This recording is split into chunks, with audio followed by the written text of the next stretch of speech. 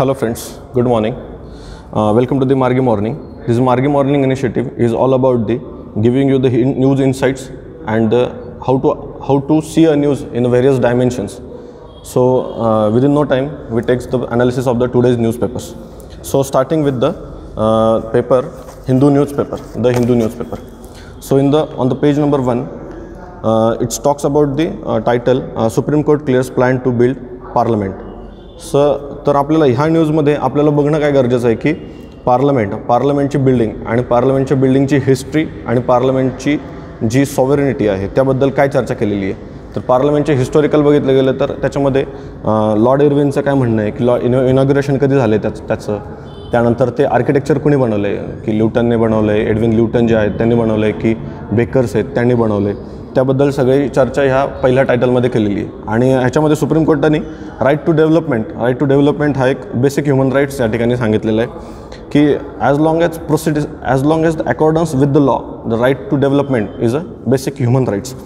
आणि मग आपल्याला ही न्यूज बघताना आपल्याला काय बघितलं पाहिजे तर दिल्ली कॅपिटल कशी झाली, दिल्लीचं एन्शंट वेटेज काय आहे, इम्पॉर्टन्स काय आहे त्याचा, त्यानंतर तो मेडिकल, त्यानंतर मुघलमध्ये कसा त्याचे इम्पॉर्टन्स वाढत गेला, आणि नंतर कलकत्ता, ब्रिटिश आल्यानंतर कलकत्त्यावरून कसा तो ट्रान्सफर झाला दिल्लीला, याबद्दलची जी सगळी चर्चा आहे ही सगळ्यात महत्त्वाची आहे. तर त्याच्यामध्ये प्रिव्हियस इयर क्वेश्चन्स आपल्याला भरपूर विचारलेले आहेत की privilege of members of parliament काय आहे, सॉव्हरेनिटी ऑफ पार्लमेंट काय आहे.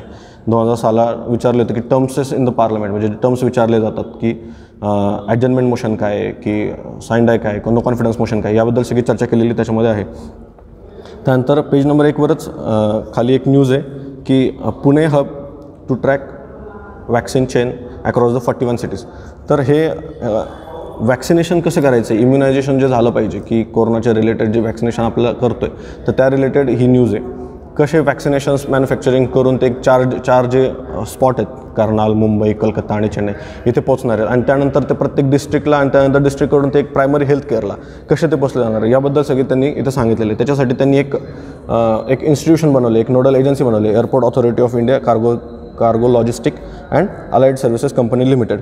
तर ही एक एअर ट्रान्सपोर्ट करणारी वॅक्सिनेशन्सची आणि त्याची ती एक SOP पण बनवणार आहे, स्टँडर्ड ऑपरेटिंग प्रोसिजर्स ज्याला म्हणतात ते कोऑर्डिनेशनसाठी बनवणार आहे.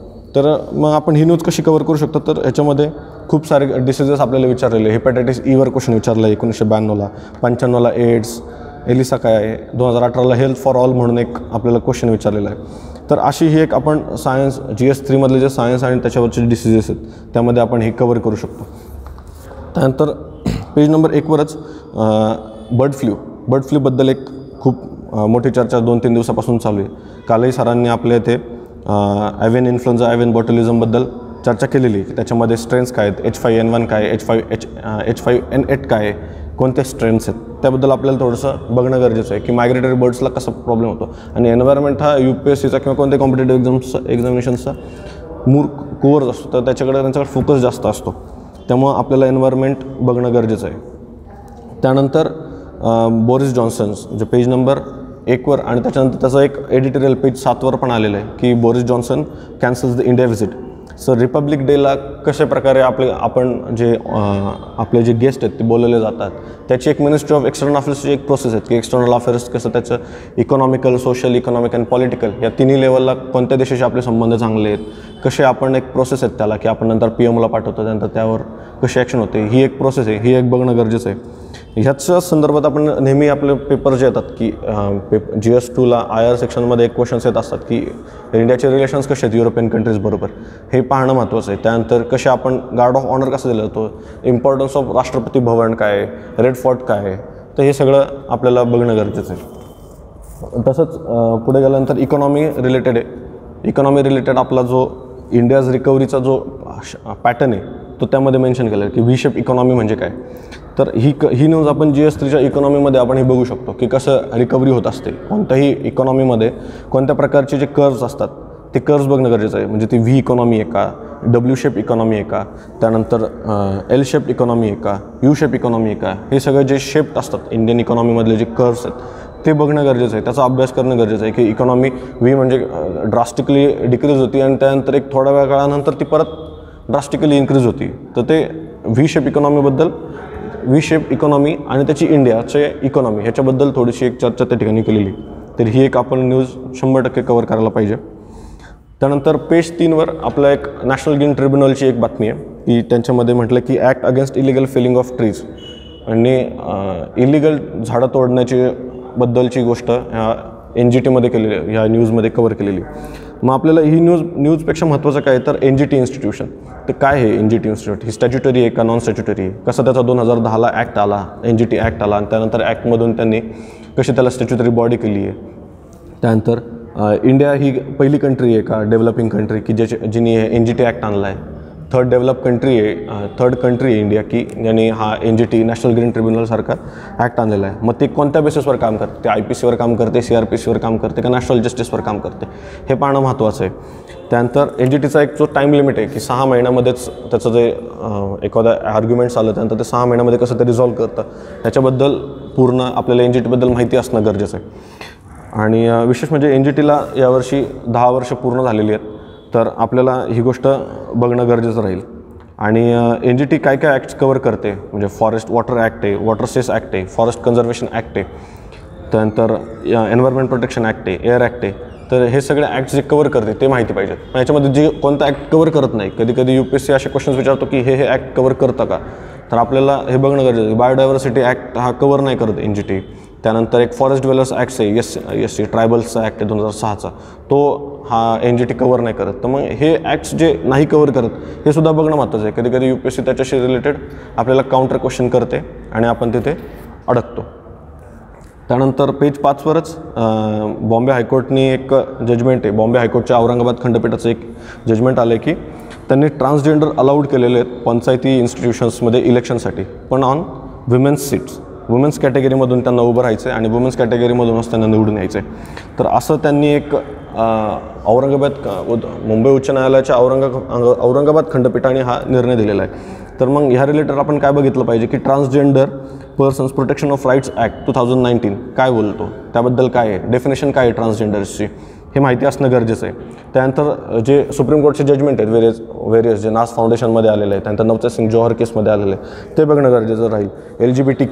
LGBT जो हिस्टॉरिकल एक 2-3 वर्षाचा जो पिरियड आहे तो बघणं गरजेचं आहे की डिक्रिमिनलायझेशन केलं मध्ये सेक्शन 377 ऑफ IPC, ते एक खूप महत्त्वाचं आहे की आर्टिकल 3775 कसं डिक्रिमिनलाइज केलं, कसं ते कॉन्ट्राव्हेंट करत होतं की इंडियन कॉन्स्टिट्यूशनच्या आर्टिकल 14 इक्वॅलिटी, 15 डिस्क्रिमिनेशन, 19 फ्रीडम आणि 21 लाईफ टू लिबर्टी ह्या आर्टिकल्सला कसं ते कॉन्ट्राव्हेंट करत होतं हे बघणं गरजेचं राहील. ह्याच्या रिलेटेड एक खूप महत्त्वाचा योगाकर्ता प्रिन्सिपल्स आहे 2006मध्ये की फ्रीडम ऑफ सेक्शुअल ओरिएंटेशन याबद्दल ह्या प्रिन्सिपल आहे. प्रिलिममध्ये कदाचित हा डायरेक्ट क्वेश्चन येऊ शकतो की योगाकर्ता principle is related to which things. So आपल्याला त्याबद्दल माहिती पाहिजे की ट्रान्सजेंडर्सच्या रिलेटेड आहे किंवा LGBTQच्या रिलेटेड आहे. अशी ही न्यूज आपण एक GS2मध्ये पॉलिटीच्या अंडर कव्हर करू शकतो. त्यानंतर येतं की जे एडिटोरियल आहे पेज 6वर, त्याच्यामध्ये म्हटलेलं आहे की dark step of writing hate into the law. ह्याच्यामध्ये चर्चा केलेली आहे की लव जिहादबद्दल. म्हणजे ह्याच्यामध्ये आर्ग्युमेंट्स दिलेले आहेत की चौधरी चरण सिंग आणि पंडित नेहरूंच्या चौधरी चरण सिंगने कसा आपला एक गॅझेटेड पोस्टसाठी कसे इंटरकास्ट मॅरेज केलेल्यांना आपण तिथे पोस्ट दिल्या पाहिजेत याबद्दल त्यांनी बोललं होतं. नंतर ते कसं नेहरूंनी ते रिपील करण्याचा नेहरूंनी ते रिपील केलं. तर तसंच ते UPमध्ये MP जे आता लव जिहादचे जे कायदे आलेले आहेत तर ते त्याबद्दल याच्यामध्ये पूर्ण एक्सप्लेनेशन केलेलं आहे, कसं ते फायद्याचं ठरेल किंवा कसं ते हानिकारक ठरेल ह्याबद्दलही चर्चा आहे. मग ह्याचं रिलेटेड आपण काय बघितलं पाहिजे की हिंदू मॅरेज ॲक्ट काय आहे, स्पेशल मॅरेज ॲक्ट काय आहेत 1954चा, कसं ते व्हायलेट करतं. म्हणजे लव जिहाद जो बोललं तर कसं ते व्हायलेट करतं की आपल्या प्रायव्हसीला राईट टू चॉईस हा एक जो फंडामेंटल राईट्स आहे तो कसं त्याला कॉन्ट्राव्हेंट केला जातो. आता UPमध्ये जो आलेला आहे तो ऑर्डिनन्स आहे आणि MPमध्ये त्यांनी तो कायदा आणण्याचा प्रयत्न करत आहे. तर मग ऑर्डिनन्स आणि लॉ हे दोघांमध्ये काय डिफरन्स आहे हे बघणं महत्त्वाचं आहे. ऑर्डिनन्स वेगळा आहे, लॉ वेगळा आहे, ॲक्ट्स वेगळे असतात, ह्याच्याबद्दलची पूर्ण चर्चा आपण केली पाहिजे. त्यानंतर ह्याच्यामध्ये अजून एक केस स्टडी त्यांनी दिलेली की भले UP आणि MPमध्ये असू द्यात, पण एक उत्तराखंड जे पुढचं राज्य आहे त्यामध्ये त्यांनी इन्सेंटिवाईज कसं केलं की इंटरकास्ट आणि इंटरफेथ मॅरेजेसला कसं त्यांनी इन्सेंटिवाईज केलं ह्याच्याबद्दल इथं एक केस स्टडी त्यांनी दिलेली आहे. नंतर तसंच पेज 6ला आपण बघितलं तर नेक्स्ट एडिटोरियल आहे की shock treatment will not work for agriculture. तर ह्या एडिटोरियलमध्ये शॉक ट्रीटमेंट म्हणजे काय, शॉक ट्रीटमेंट म्हणजे नक्की काय, तर ते आपण बघणं गरजेचं आहे की शॉक ट्रीटमेंट म्हणजे शॉक इकॉनॉमीला बसतो, जसं रशियाला बसला कोल्ड वॉर नंतर. तर हे शॉक ट्रीटमेंट काय हे बद्दल आपलं थोडंसं माहिती असणं गरजेचं आहे. डायरेक्ट 3 लॉ आलेले आहेत, तर मग ते फार्मर्सला डायरेक्ट ते कॉन्ट्राव्हेन्स वाटतात आहेत की डायरेक्टली हा ॲप्रप्ट चेंज होतो आहे म्हणून ते कॉन्ट्राव्हेंट म्हणून ते प्रोटेस्ट करतात आहेत का, याबद्दलची सगळी चर्चा याच्यामध्ये मेन्शन केलेली आहे. त्यानंतर APMC म्हणजे काय की ॲग्रिकल्चर प्रोड्यूस मार्केट कमिटी, म्हणजे ज्याला आपण मराठीमध्ये कृषी उत्पन्न बाजार समिती म्हणतो, ते कसे 1960च्या दरम्यान 60च्या दरम्यान कसे ते इव्हॉल्व होत गेले, त्याचा रोल काय, त्याची इफिशियन्सी कशी आहे, याबद्दल पूर्ण याच्यामध्ये चर्चा केली. की फार्मर्स आणि ट्रेडर्स जे बयर्स असतात की फार्मर्स यांना लाँग रूटवरून ते APMC मार्केटला यावं लागतं आणि ते त्यांना तो खर्च तिथं घेऊन त्यांना तो विकावा लागतो. ट्रेडर्स तिथलं तिथंच असतात, तिथलं तिथंच खरेदी करतात आणि तिथलं तिथंच ते पुढे विकतात. तसा तो फार्मर्सला लॉस होतो. मग त्याच्याबद्दल ह्यांनी पूर्ण चर्चा ह्यामध्ये केलेली की इसेन्शियल कमोडिटीज ॲक्ट आहे, त्यानंतर जो आपला कॉन्ट्रॅक्ट फार्मिंगचा जो ॲक्ट आहे याबद्दल त्यांनी चर्चा केलेली आहे. आणि ह्यांनी फोकस अजून एका गोष्टीला केलं की MSP जो मिनिमम सपोर्ट प्राईस आहे आणि FRP याबद्दल त्यांनी चर्चा केलेली आहे. तर आपल्याला मग हे माहिती हवं की MSPचा फरक काय आहे, FRPचा काय, की MSPमध्ये कोणते कोणते फूड ग्रेन्स कवर होतात, त्यानंतर FRPमध्ये कोणते कोणते ग्रेन्स कवर होतात, त्याचं स्वामीनाथनचं कॅल्क्युलेशन्स कसं जातं ह्याबद्दल बघणं महत्त्वाचं राहील. त्यानंतर याच्यामध्येच त्यांनी सांगितलं की कसे कसे रिवोल्ट होत गेलेले आहेत, म्हणजे ट्रायबल्सचे रिवोल्ट, पिझन्सचे रिवोल्ट्स आहेत ते जुने म्हणजे 1860ला इंडिगोटचा रिवोल्ट असेल किंवा 1921चा मापिला रिवोल्ट असेल, तर मापिला रिवोल्टला 100 वर्ष पूर्ण आले. म्हटलं हे UPSCच्या किंवा MPSCच्या पॉईंट ऑफ व्ह्यूने महत्त्वाचा प्रश्न आहे, तर ह्याच्यामधून कदाचित येऊ शकतो. त्यानंतर 1945ला जो वारली आदिवासीचा जो रिवोल्ट झाला तोही ह्याच्याबद्दल बघणं गरजेचं आहे. त्यानंतर असे बरेचसे प्रश्न आलेले आहेत ना की ॲग्रिकल्चरच्या रिलेटेड, ॲग्रिकल्चर हा त्यांचा फेवरेट टॉपिक आहे, त्याबद्दल ॲग्रिकल्चरमध्ये कायमच कंटिन्युअस क्वेश्चन आलेले आहेत. त्यानंतर पेज 7ला की एक इंटरनॅशनल न्यूज आहे चायनाच्या रिलेटेड की चायना कसं त्याचं मिलिटरी असॉल्ट करतो आहे, की 2014 नंतर जो असा ॲग्रेसिव्ह होत चालला आहे तर तो कसा साऊथ ईस्ट एशियन कंट्रीज किंवा इंडिया यांना कसा तो काउंटर करत चालला आहे, कशी त्याचं झी जिनपिंग आहे तो कसा त्याच्याबद्दल वाढवत चालला आहे, की श्रीलंकनमध्ये त्यांचं एक पोर्ट, त्यानंतर पाकिस्तानमध्ये पोर्ट, असे सगळं त्याचा जो एक BR आहे बेल्ट अँड रोड इनिशिएटिव्ह, त्यानंतर चायना पाकिस्तान इकॉनॉमिक कॉरिडॉर आहे, सिल्क रूट आहे, याबद्दल कसा तो वाढत चालला आहे, इकॉनॉमी कशी त्याची वाढवत जायची याच्याबद्दल तो कसे प्रयत्न करतो आहे. मग ह्यांनी इथं काउंटर केलं की भले चायना आपण पुढं जाते पण त्याच्यामुळे चायनामध्ये काय कसे इरोजन्स ऑफ ह्युमन राईट्स कसे होतात आहेत, व्हायलेशन्स कसे होतात आहेत, चायनाची ॲग्रेसिव्ह पॉलिसी कशी त्याला चायनालाच एकटं पाडलं जाते, कसं त्याला एकटं पाडलं जातं याबद्दल सगळी चर्चा आहे. आता चायना बघायला गेलं तर बिगेस्ट नेव्ही आहे इन द वर्ल्ड आणि त्याचा जो सिल्क रूट आहे, त्यानंतर त्याचं BR आहे, ह्याच्याबद्दल तो कसा ॲग्रेसिव्ह होत चालला आहे ह्याच्याबद्दल सगळी पूर्ण चर्चा आहे. आणि झी जिनपिंगचं एक टार्गेट आहे की 2049 पर्यंत त्याला ग्रेटर पॉवर स्टेटस पाहिजे, म्हणजे ओव्हर द USA कसं त्याचं ॲम्बिशन आहे, आणि 2050 पर्यंत कशी वर्ल्ड क्लास आर्मी बनवायची ह्याच्याबद्दल त्याचं एक विजन आहे. असं सगळं विजन ह्याच्यामध्ये एक्सप्लेन केलेलं आहे की कसं तो ट्राय करतो आहे की आपलं डॉमिनंट पॉवर कसा व्हायचा. आता तर साऊथ ईस्ट एशियामध्ये तो पॉवर करतो आहे पण असं वर्ल्डमध्ये तो डॉमिनंट करेल ह्याच्याबद्दल प्रयत्न करतो आहे. तर आपले क्वेश्चन आलेले आहेत की चायनाचे what is the string of pearls, त्यानंतर 2009ला आलं की चायनाचं पीसफुल डॉक्ट्रिन काय आहे त्याबद्दल क्वेश्चन विचारले गेलेले आहेत आपल्याला IRSमध्ये. तर त्या रिलेटेड ही बातमी आपल्याला कव्हर करणं महत्त्वाचं राहील. तसंच पेज नंबर 6वर खाली एक डेटा पॉईंट्स असतो जो नेहमीच आपल्याकडनं निग्लेक्ट केला जातो. तर ह्या डेटा पॉईंट्समध्ये काय म्हटलं आहे, तर डेटा पॉईंट्समध्ये फुल फॅक्च्युअल्स डेटा दिलेला आहेत, पण आपल्या पेपर्सच्या रिलेटेड महत्त्वाचं काय तर ह्याच्यामध्ये असलेलं स्टॅटिस्टिक्स आणि त्याचा जो असलेला NPA जो नॉन परफॉर्मिंग ॲसेट आहे. तर काय बाबा नॉन परफॉर्मिंग ॲसेट काय आहे, ग्रॉस NPA काय आहे, त्यानंतर राईट ऑफ काय म्हणतात, राईट ऑफचा टर्म काय आहे, टर्म कशाच्या रिलेटेड जाते, इनसॉल्व्हन्सी अँड बँकरप्सी कोड जो आहे मागचा तर तो कसा आहे त्याबद्दल चर्चा केलेली आहे. त्यानंतर सरफेसाई ॲक्ट आहे, सरफेसाई ॲक्ट कशाबद्दल आहे, असे सगळे आपल्याला नंतर त्याचं एक डायमेन्शन्स त्याचे जे व्ह्यूज आहेत ते बघणं गरजेचं राहील. डेट रिकव्हरी ट्रिब्युनल एक महत्त्वाचा आहे, तो कसा ॲक्ट केला जातो, कसं काम केलं जातं त्याबद्दल बघणं गरजेचं आहे. त्यानंतर पेज 9वर एक युनियन बजेट आहे, सेशन स्टार्टेड आणि आज आत्ता बजेट सेशन होणार आहे तर ते 29 फेब्रुवारीला आणि 29ला आणि 1 फेब्रुवारीला आपलं बजेटचं सेशन असं होणार आहे. तर हे डिसिजन कोण देतं तर ते cabinet committee on economic affairs ज्यांनी जो सांगितलेला आहे की त्या रिलेटेड त्यांनी सांगितलेलं की बजेटचं किती तारखेला आपण नेहमीप्रमाणे 1 फेब्रुवारीला डिक्लेअर केलं जातं त्याबद्दल बजेट आहे. त्यानंतर बजेटच्या आत्ता सेशन होते 2 पार्ट्समध्ये होणार आहेत की एकदा राज्यसभा आणि लोकसभा असं करून ते दोन पार्ट्समध्ये होणार आहेत. मग आपल्याला बघणं काय महत्त्वाचं राहील की मान्सून सेशन काय असतं, विंटर सेशन काय असतं, बजेट सेशन काय असतं, किती टाईम लिमिट असतो between the two sessions, what is maximum time, ordnance कसे मॅक्सिमम पिरियड काय असतो ऑर्डिनन्सला. त्यानंतर आर्टिकल 74 जे एक महत्त्वाचं आहे की there shall be a council of minister headed by the prime minister which gives the aid and advise to the president for its execution. म्हणून काउन्सिल ऑफ मिनिस्टर आणि PM कन्सल्टेशनवरच हे सेशन्स बोलवलं जातं. मग आपल्याला पार्लमेंटबद्दल बोललं, म्हणजे मागे पेपर पेज A1वर जसे आलेले आहे की पार्लमेंटच्या बिल्डिंगबद्दल, तसंच हे पार्लमेंटबद्दल एक चर्चा आहे की पार्लमेंटचे टर्म्स काय आहेत, की आता सेशन बोलवलं जातं मग ते प्रोरोगेशन काय आहे, त्याचं रिसेस काय आहे, त्याचं ॲडजमेंट काय, ॲडजमेंट साईंड आहे काय, याबद्दल पूर्ण आपल्याला माहिती असणं गरजेचं आहे. त्यानंतर पार्लमेंट सेशन बसल्यानंतर ते कसं 0 आवर कसं होतं, क्वेश्चन आवर काय होतं आणि अजेंडा ऑफ द डे काय असतो याबद्दल बघणं गरजेचं आहे. आणि सेशन चालू असताना जे आपण क्वेश्चन विचारला जातो, state question, unstate question, private members question, हे सगळे क्वेश्चन्स कसे विचारले जातात हे आपल्याला पार्लमेंटचा जो पॉलिटीमधला चॅप्टर आहे लक्ष्मीकांतचा तो पूर्ण एकदा रिवाईज करणं गरजेचं आहे. याच्यावर बरेचदा क्वेश्चन आले आहेत ना previous year, questions on the budget आलेले आहेत. त्यानंतर पार्लमेंटच्या टर्म्सवर क्वेश्चन आलेलं आहे, 2005ला 6ला क्वेश्चन आलेलं आहे. तर हे बघणं महत्त्वाचं राहील. त्यानंतर पेज 10वरच US India cooperated on LAC actions.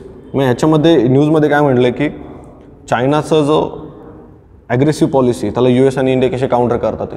तर चायनाने काय काय आपले पार्ट्स आपले घेतले होते की गलवान व्हॅली कुठे आहे, पँगॉंग लेक कुठे आहे, त्यानंतर हॉट स्प्रिंग कुठे आहे, हे सगळे म्हणजे मॅपवर ते लोकेशन्स मॅप करणं गरजेचं आहे. सिक्कीमला आपलं त्या डोकलामची काय इव्हेंट आहे. त्यानंतर हिस्टॉरिकल जरी बघायला गेलं तर 1962 वॉरपासून ते त्यानंतर पंचशील कसे आले, हिंदी चिनी भाईपासून ते पूर्ण इथपर्यंत कसा एक फ्लो राहिलेला आहे, तो एक नेहमी पॅटर्न विचारला जातो. इंडिया चायना नेबरहूड पॉलिसी आहे आपली नेहमी. त्यानंतर आपल्याला हेही बघणार आहे की US आणि चायनाच्या रिलेशनमध्ये इंडियाला कसा इफेक्ट होतो आहे, इंडियाला ॲडव्हान्टेज आहे का, इंडिया डिसॲडव्हान्टेजमध्ये जातं, हेही आपल्याला एक बघणं गरजेचं आहे. असे क्वेश्चन्स आलेले आहेत ना की US चायना रिलेशनमध्ये आपल्याला भारताला काय लॉस होतो, की US रशियामध्ये भारताला काय प्रॉब्लेम, रशिया चायनामध्ये भारताला काय प्रॉब्लेम्स आहेत, हे बघणं आपल्याला महत्त्वाचं आहे. त्यानंतर पेज 11वरच अमेरिकेच्या प्रेसिडेन्सीबद्दल एक, तर ही प्रेसिडेन्सी इलेक्शन आपल्याला महत्त्वाची नाही, तर आपल्याला महत्त्वाचं काय तर त्याची प्रोसेस, हिस्टॉरिकल जी अमेरिकनची वॉर ऑफ इंडिपेंडन्सपासून जी प्रेसिडेन्शियल इलेक्शनपर्यंत, त्यानंतर कसे प्रेसिडेंट इलेक्ट केले जातात, सिनेट काय, त्यांचं लोअर हाऊस काय आणि भारताच्या कम्पेअरमध्ये कसे ते वर्क करतात, प्रेसिडेन्सी कशी वर्क होते हे बघणं गरजेचं आहे. की इलेक्शन कशी होते, आता जो बायडन इलेक्शन झाले त्यानंतर त्यांचा जॉर्जियामध्ये आता जो वाद चालू आहे, कॉन्फ्रंट्रेशन चालू आहे, ते बघणं गरजेचं आहे. आणि अमेरिकेमध्ये जे डिस्कशन्स आहेत की इम्पिचमेंट आणि रिमूव्हल हे 2 वेगवेगळे टर्म्स आहेत, तर ते कशा वेगवेगळे आहेत हेही बघणं महत्त्वाचं आहे. आता ह्याच्यामध्ये एक्सपेक्टेड क्वेश्चन्स काय येऊ शकतं की comparison between the presidential election between USA and India, म्हणजे कम्पेअर करायला विचारू शकतं की इंडिया आणि USAचं जो प्रेसिडेन्शियल इलेक्शन त्याबद्दल कम्पेअर करा, त्यांची प्रोसेस कशी ती कम्पेअर करा. पेज नंबर 11वर की श्रीलंकेच्या रिलेटेड आहे की भारताने कसं त्याच्या जे प्रोसेस जी केलेली आहे की इंडिया श्रीलंका रिलेशन्स आहेत, नेबरहूड पॉलिसी इंडिया अडॉप्ट करत चाललं आहे, कसे नेबरहूडकडे इंडिया फोकस करतो आहे हे बघणं गरजेचं राहील. त्यानंतर इंडियाने कसे एड आणि हेल्प केलेले आहेत नेबरहूड्सला, किंवा इंडियन्स जे सिटिझन्स आहेत त्यांना कसं बाहेरून आणलेलं आहे की मिशन सागर काय, त्यानंतर मिशन सागर, मिशन वंदे भारतमध्ये कसे बाहेरून आपल्याला भारतामध्ये आणलेले आहेत लोक इंडियन सिटिझन्सला, हे बघणं गरजेचं आहे. त्यानंतर Indian policy of Indian ocean region, म्हणजे श्रीलंका हा इंडियन ओशनमध्ये येतो, तर इंडियन ओशन रिजनमध्ये काय काय इंडियाची पॉलिसी, म्हणजे भारत मालदीव्सपासून सगळे त्याचे कसे इंडिया हँडल करतो रिलेशन्स हे बघणं महत्त्वाचं राहील. तर आत्ताच तर मिशन सागरवर एक सेंट्रल आर्म पोलीस फोर्स 2020च्या एक्झाममध्ये एक क्वेश्चन आलेलं होतं की मिशन सागरमध्ये कोणती INS वापरलेली आहे, तर ती INS केसरी वापरलेली. तर ते असे जे न्यूज आहेत हे बघणं महत्त्वाचं आहे की कोणती न्यूज वापरली जाते. फॅक्च्युअल्स डाटा कधी कधी इम्पॉर्टंट होऊन जातो, तर त्या रिलेटेड ही न्यूज होती. त्यानंतर पेज नंबर 12वरच आहे GS3 इकॉनॉमी. याच्यामध्ये म्हटलं की India output set to expand in financial year 2020 world बँकने. तर इंडिया एक्सपेक्ट करतो की 5.4% इन्क्रीज होईल 2021पर्यंत. तर हा एक data factual data, rough data आहे. त्याच्यानंतर मग आपण जसं त्याचं ॲक्च्युअल डेटा येईल त्यावर आपण बोलतच राहू. त्यानंतर इंडिया कसं रिकव्हरी करतो आहे, कोविड-19च्या पॅन्डेमिकनंतर इंडिया कशी त्याची रिॲक्शन्स कशी जाते, त्यानंतर तो रिकव्हरी कसा जातो आहे, मॅन्युफॅक्चरिंग आणि सर्व्हिस सेक्टरमध्ये कशी त्याची ग्रोथ होत चालली आहे, आणि कसं त्याचं प्रायव्हेट इन्व्हेस्टमेंट कमी होत चालली आहे, हाऊसहोल्ड स्पेंडिंग जे आहे ते कमी होत चाललं आहे, ह्याबद्दल पूर्ण या न्यूजमध्ये कव्हर केलेलं आहे. त्यानंतर दुसरा पेपर जो आहे तो ह्याच्यामध्ये मिंट घेतला आपण. तर मिंटमध्ये सप्लिमेंटरीवरच पहिलेच एक टायटल आहे की वाय 2021 कुड birth many IPOs by local startup. मग ह्याच्यामध्ये IPO बद्दल चर्चा केली, म्हणजे शेअर मार्केट, स्टॉक मार्केट, ह्याच्यामध्ये जे IPO आहे, इनिशियल पब्लिक ऑफरिंग. मग इनिशियल पब्लिक ऑफरिंग काय आहे, राईट इश्यू काय आहेत, ह्याबद्दल बघणं गरजेचं आहे की FPO काय असतं, मग स्टॉक मार्केट कसं आलं, सेन्सेक्स काय असतो, निफ्टी काय असतं, ह्याबद्दल जी एक चर्चा आहे ती बघणं गरजेचं आहे. मग ह्याच्यामध्ये आपल्याला विविध प्रकारे क्वेश्चन्स आलेले आहेत ना, की इंडियाचे प्रोग्राम्सवर क्वेश्चन्स आहेत, स्टार्टअप्सवर क्वेश्चन्स आहेत, त्यानंतर SEZवर क्वेश्चन्स आलेले आहेत की न्यू स्टार्टअप्स म्हटले तर SEZच्या रिलेटेड काय काय पॉलिसीज आहेत गव्हर्नमेंट्सच्या, हे बघणं गरजेचं आहे. स्टार्टअप्स आणि रोल म्हणजे आपण जर विचार केला 2015ला तर SEZवर आला आहे, आणि आपण एक एक्सपेक्ट करू शकतो क्वेश्चन की नेक्स्टमध्ये की startup and their role in Indian economy. कारण आता स्टार्टअप्सचा जो कोविड-19मध्ये जो फॉल झाला आणि त्यानंतर जशी त्याची ग्रोथ चालली, त्याबद्दल हा क्वेश्चन कदाचित एक्सपेक्ट करू शकतो. तशीच त्यानंतर एक क्वेश्चन आहे की Indian economy related, don't let fans down. मग ह्याच्यामध्ये काय म्हटलं की एक केरळाची त्याच्यामध्ये एक केस स्टडी दिलेली की केरळाचे एक सिने कलाकार जे आहेत त्यांना कसा दंड आकारण्यात आलेला आहे, की म्हणजे एखाद्या कन्झ्युमरने एखादा प्रोडक्ट खरेदी केला आहे आणि त्याच्या रिलेटेड त्याची कंप्लेंट्स होती, आणि कसं मग त्या सिने कलाकारावर कशा प्रकारे एक जो कन्झ्युमर प्रोटेक्शनच्या ॲक्ट अंदर त्याच्यावर कशी काय म्हणू शकतो त्याला जिल्हा ग्राहक पंचायतीने कशी त्याच्यावर तक्रार केली, कसे त्याच्यावर आर्ग्युमेंट्स केलेले आहेत, हे बघणं गरजेचं आहे. मग आपल्या ह्याच्या रिलेटेड काय महत्त्वाचं आहे तर कन्झ्युमर प्रोटेक्शन ॲक्ट जो 1986 आहे आणि 2019चा.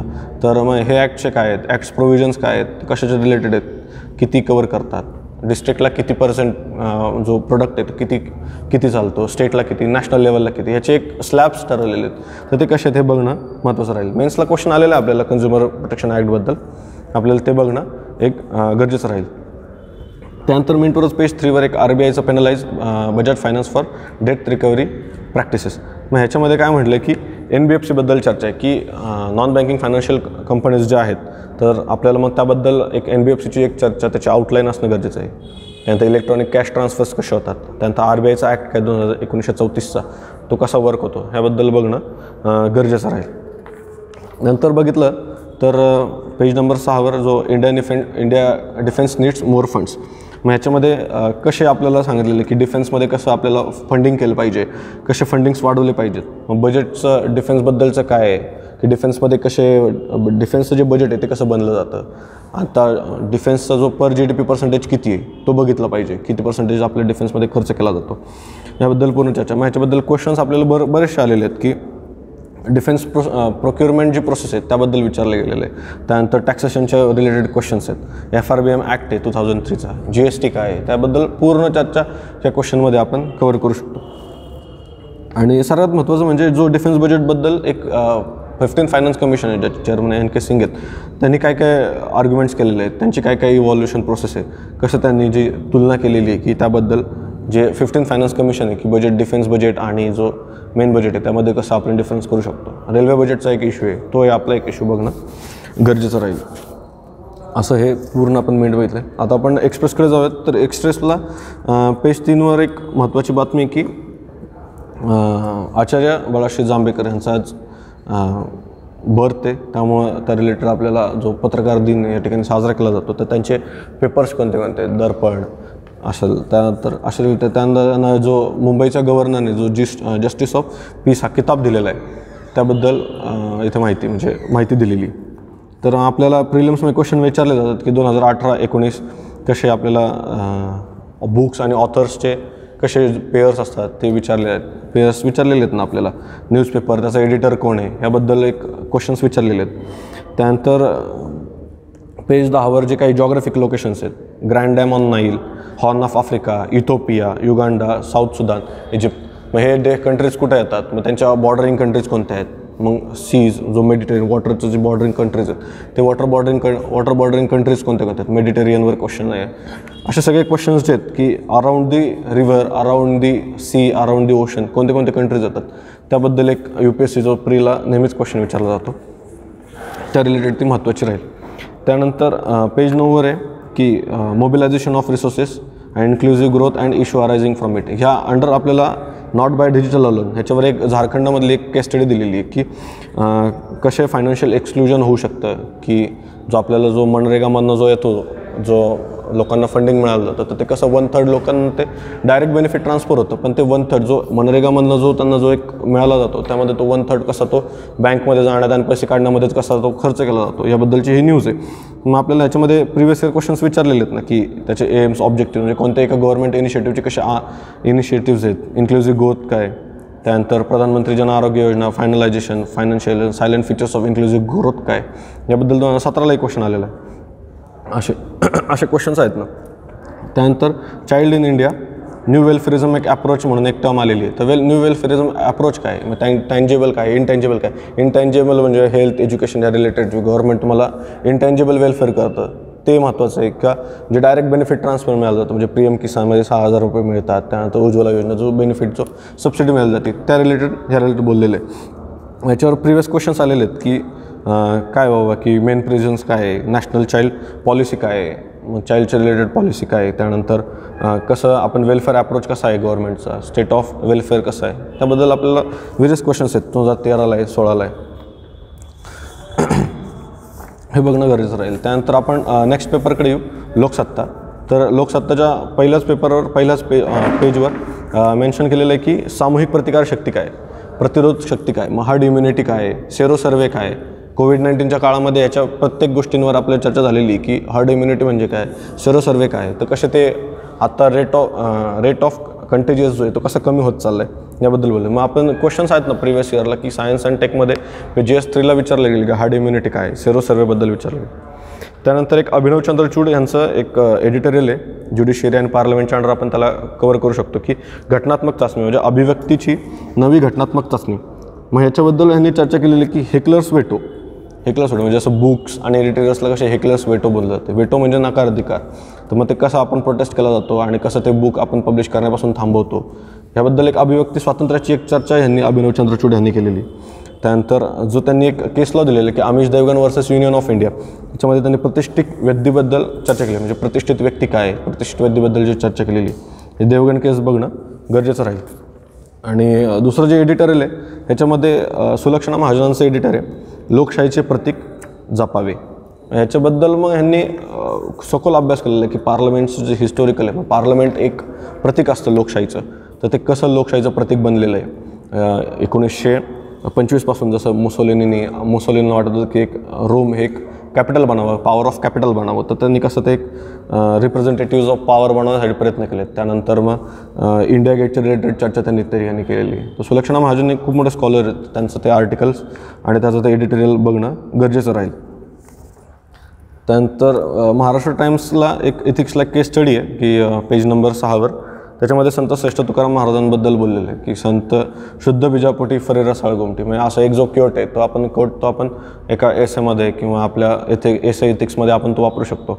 मग असे एक कोट्स जे ते रिजनल पेपर्समध्ये येतात ते आपण काढणं महत्त्वाचं राहील. नंतर असा हा आपला डेलीचा रेग्युलर न्यूजपेपर आहे जो आज आपण कवर केला आहे.